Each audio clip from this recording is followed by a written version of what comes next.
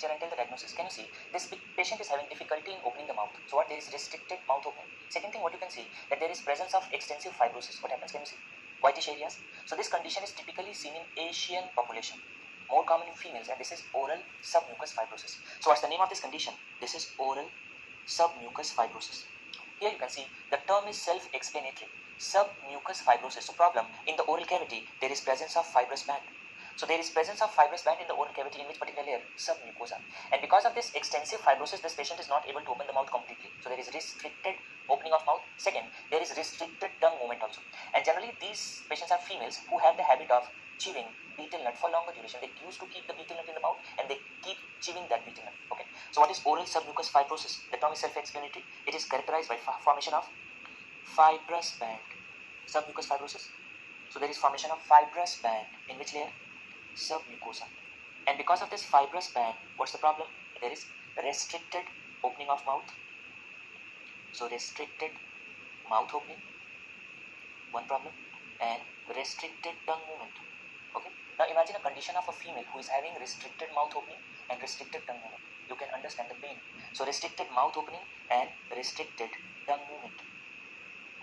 Clear? So it is typically seen in Asian population, more common in females who are having the habit of chewing areca nut. So what is the risk factor? Areca nut. Clear? Now the problem, there is presence of fibrous band. So how you can avoid the fibrosis? Anywhere or any condition in which there is excessive fibrosis, generally we give intralesional injection of steroids. Which particular agent? Triamcinolone. So here also we go for intralesional injection of triamcinolone. The alternative treatment is you can excise the fibrous bands, you can excise these fibrous area, and we can go for grafting. So what's the management of submucous fibrosis? Management. First option is intralesional injection of steroids. And which particular agent generally we inject? Is the triamcinolone. Clear? And the alternative treatment is we can go for surgical excision with grafting. Clear? So we can go for surgical excision with grafting. So this is how we manage oral submucous fibrosis. Now see two examples. If you see, tobacco or smoking is a risk factor for most of the malignancies of aerodigestive tract. So what?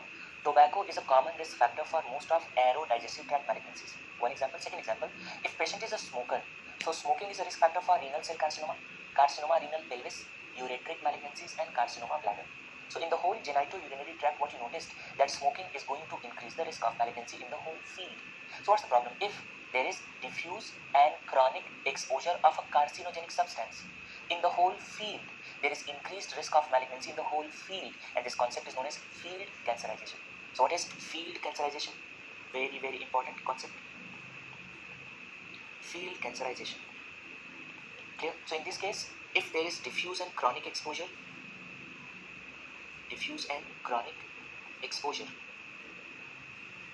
of carcinogenic substance.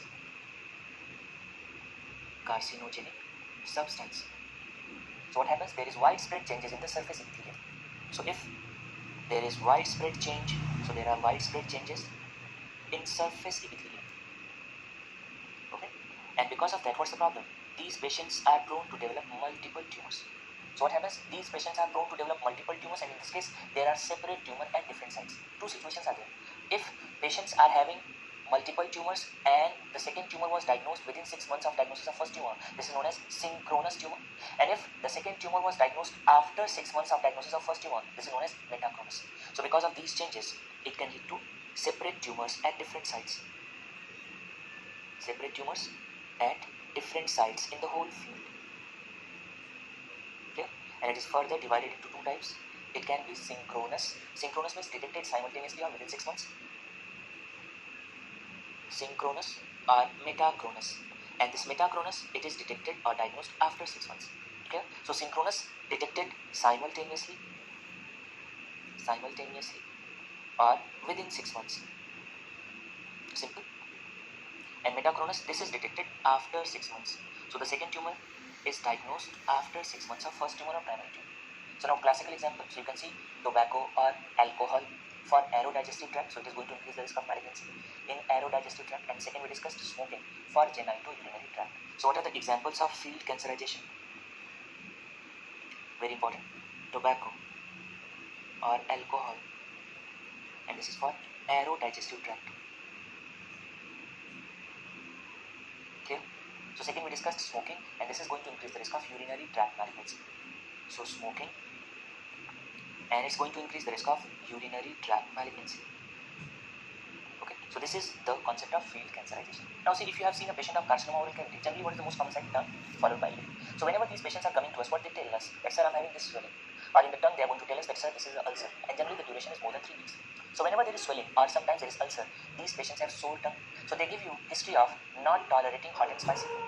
Second problem, whenever there is local extension of tumor, you can notice that there is swelling of jaw also. If there is involvement of cervical lymph node, what you can notice? You can notice that there is painless lump in the neck also. And certain patients in which there is extensive spread, these patients have difficulty in opening of mouth. That's trismus. So see, what are the clinical features of C oral cavity? Carcinoma oral cavity. Okay, what are the clinical